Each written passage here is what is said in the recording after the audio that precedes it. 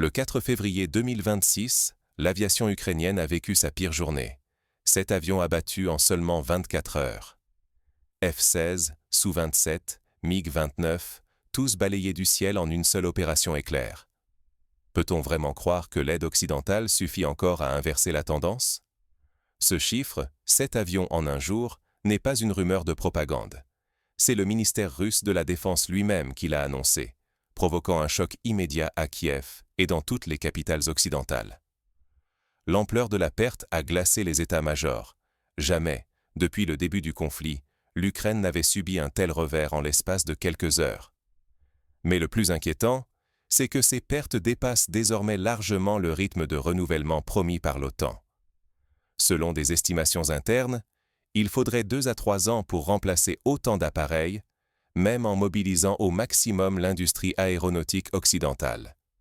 Autrement dit, au rythme où vont les choses, la force aérienne ukrainienne risque tout simplement de disparaître. Pour l'Occident, l'enjeu dépasse la seule arithmétique militaire. Si rien ne change, il ne s'agira plus uniquement de milliards investis à fond perdu, mais d'une perte de crédibilité stratégique face à Moscou. La promesse de soutien technologique se heurte à la réalité du terrain. Les avions occidentaux, aussi modernes soient-ils, semblent impuissants face à la synergie des chasseurs russes de 5e génération et des innovations tactiques mises en œuvre. Comment en est-on arrivé à ce point de bascule? Pourquoi la domination russe dans le ciel se renforce-t-elle, malgré les efforts colossaux des alliés de l'Ukraine? Pour comprendre cette dynamique inquiétante, il faut remonter au début de l'année 2026, là où la guerre aérienne a pris un tournant décisif. Regardons ensemble l'état des forces aériennes ukrainiennes à l'aube de cette année noire, et comment le rapport de force a brutalement changé. Dès les premiers mois du conflit, l'aviation ukrainienne a subi des pertes colossales, malgré l'arrivée annoncée comme décisive des fameux F-16 occidentaux. En réalité, la majorité des avions d'origine soviétique, MiG-29, Su-27 et autres vétérans, a été détruite en quelques semaines. L'Ukraine a alors compté sur ses alliés occidentaux pour combler ce vide, réclamant parfois publiquement la livraison de chasseurs modernes. Mais ces F-16, symboles de la technologie occidentale, n'ont atterri sur le sol ukrainien qu'à la toute fin de l'année 2025. Trop tard pour inverser la tendance. Au moment où ils étaient enfin opérationnels, la supériorité russe dans le ciel était déjà installée, solidement ancrée par des systèmes anti-aériens sophistiqués et une maîtrise tactique difficile à contrer. Face à ce déséquilibre, les pilotes ukrainiens ont adopté une tactique de survie, des frappes éclairs, à distance, en restant le plus loin possible des défenses russes. L'idée? S'approcher suffisamment pour lancer des bombes guidées ou des missiles, puis repartir à toute vitesse, avant d'être repéré par les radars ennemis. Cette méthode a permis, un temps, d'échapper aux tirs de la défense anti-aérienne au sol. Mais elle a ouvert une autre faille. À l'altitude et à la distance où ils opèrent, les avions ukrainiens deviennent des cibles idéales pour les chasseurs russes, capables d'attaquer sans jamais être vus. Chaque avion perdu affaiblit un peu plus la capacité de l'Ukraine à soutenir ses troupes au sol. Moins d'appareils, moins de soutien tactique et une pression croissante sur des forces terrestres déjà épuisées. Dans ces conditions, le moindre incident aérien ou la moindre nouvelle technologie entre les mains de l'adversaire peut faire basculer l'équilibre du front.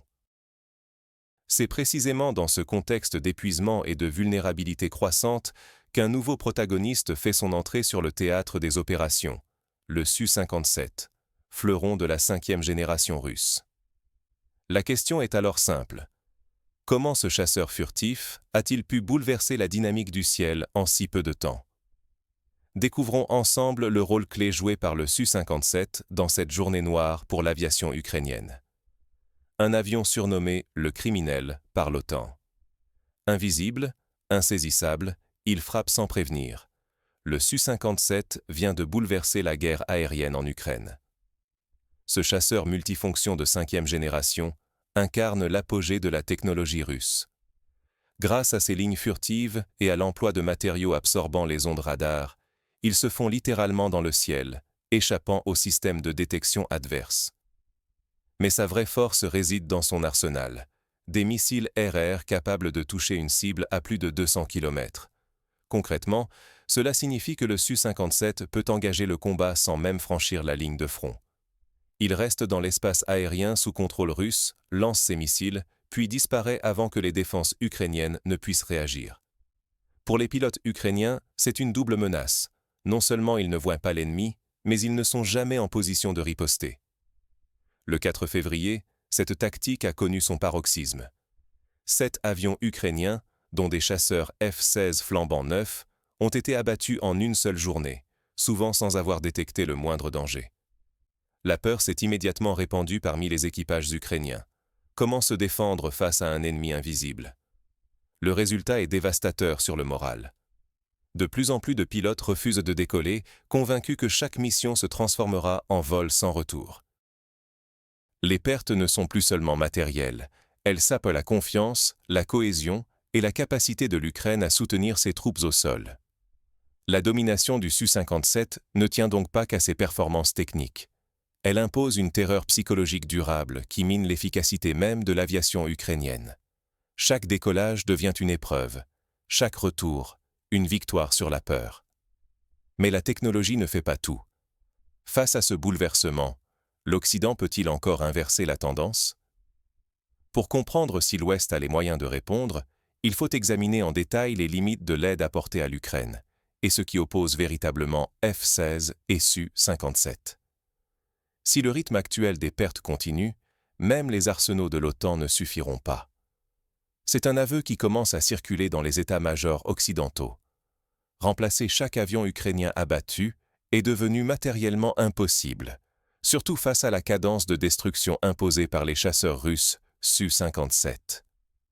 Des généraux américains et européens le disent désormais à voix haute. Si les pertes restent à ce niveau, tous les stocks de l'OTAN seraient épuisés en moins de 3 ans. Cela signifie que chaque transfert massif de F-16 en Ukraine affaiblit directement la capacité de défense du reste de l'Alliance atlantique. L'équilibre stratégique, déjà fragile, s'en trouve sérieusement menacé. Mais il y a plus grave.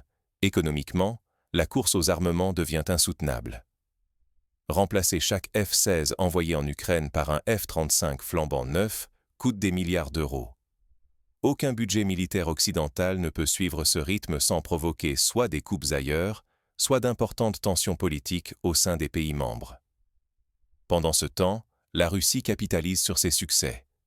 Le Su-57, désormais auréolé d'une réputation de tueur invisible, attire l'attention des pays cherchant à moderniser leur propre aviation.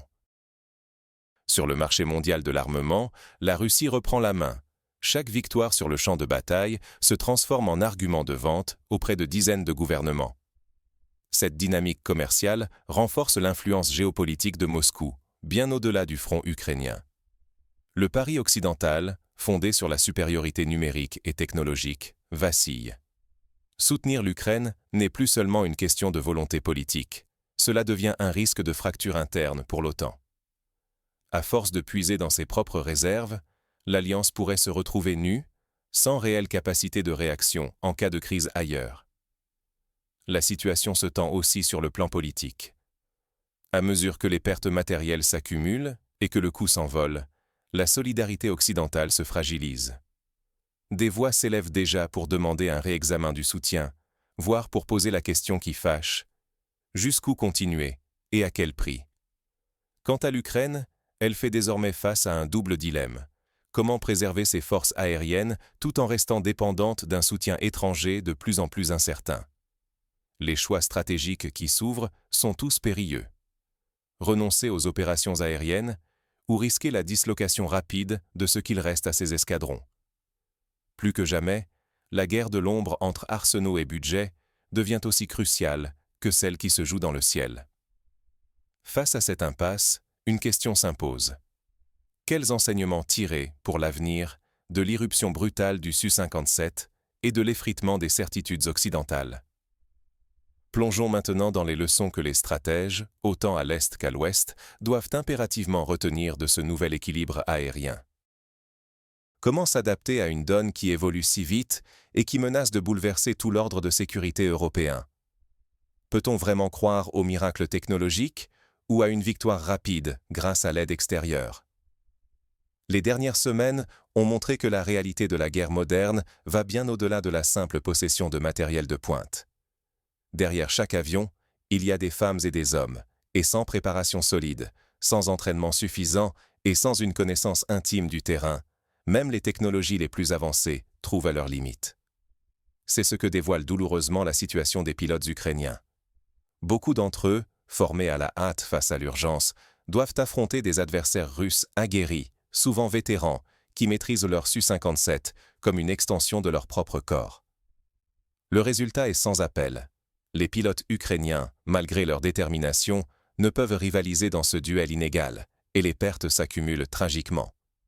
Cela pose une question fondamentale sur la stratégie des alliés de l'Ukraine. Investir dans des livraisons ponctuelles d'avions ou de systèmes d'armes pour répondre à une urgence politique ou à la pression de l'opinion publique ne suffit pas. Ce n'est pas le symbole d'un F-16 flambant neuf qui change l'issue d'une guerre, mais la continuité d'un effort de formation, d'entretien et de développement tactique, année après année. L'histoire militaire est pleine de conflits, où le matériel dernier cri n'a été qu'un mirage, incapable de compenser le manque de préparation ou de doctrine adaptée. La guerre en Ukraine rappelle aussi le coût humain et moral de ces paris technologiques ratés. Chaque appareil perdu, chaque pilote abattu, incarne non seulement un échec matériel, mais surtout une tragédie humaine irrémédiable. Derrière les statistiques sèches, il y a des familles brisées, des espoirs anéantis et une fatigue morale qui ronge les forces engagées. Ignorer ces leçons serait une grave erreur. Refuser de voir la complexité du champ de bataille moderne ou croire qu'un simple saut technologique suffira à inverser le cours d'un conflit, c'est s'exposer à répéter, encore et encore, les mêmes fautes. Et c'est surtout mettre en péril la sécurité future de tout un continent, voire plus largement encore. Face à cette réalité, une interrogation s'impose à chacun d'entre nous. Alors, que faire ? Quelle direction prendre pour éviter de sombrer dans l'illusion du gadget miracle ou de l'intervention symbolique ? Pour comprendre comment sortir de cette impasse et quelles alternatives s'offrent aux décideurs, il faut regarder de plus près les options concrètes et les choix stratégiques qui restent sur la table. L'ère des solutions faciles et des slogans est terminée. Quelle sera la prochaine étape ? Le 4 février 2026 restera dans l'histoire comme un rappel brutal. La technologie change la donne, mais elle met aussi en lumière les failles de nos choix collectifs. La destruction de 7 avions ukrainiens en une seule journée n'est pas seulement un exploit militaire russe, c'est une alarme qui retentit bien au-delà du champ de bataille. Ignorer la portée de ce bouleversement reviendrait à se bercer d'illusions. Chacune de ces pertes, chaque décision prise à l'ouest comme à l'est, pèse sur l'avenir de millions de personnes. Perdre la lucidité aujourd'hui, c'est préparer les désastres de demain, pour l'Ukraine, pour l'Occident et pour la stabilité mondiale.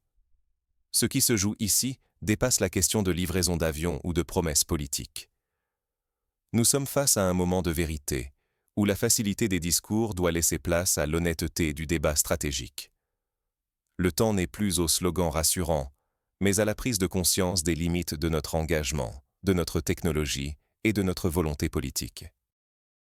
Si l'Occident ne questionne pas ces certitudes, si le dialogue public continue d'ignorer la réalité du terrain et le coût réel de ses choix, le risque n'est pas seulement la défaite d'un allié, mais l'effritement de notre propre sécurité et de notre crédibilité internationale. La supériorité du Su-57 n'est qu'un symptôme. Derrière elle, c'est toute une architecture de sécurité qui chancelle. Il est temps d'ouvrir les yeux et d'accepter que, dans cette guerre comme dans tant d'autres, la vérité n'est ni simple ni flatteuse. Elle exige courage, lucidité et responsabilité. L'histoire ne pardonne pas l'aveuglement. À nous de choisir si nous voulons regarder la réalité en face ou continuer à avancer à tâtons, au risque de tout perdre.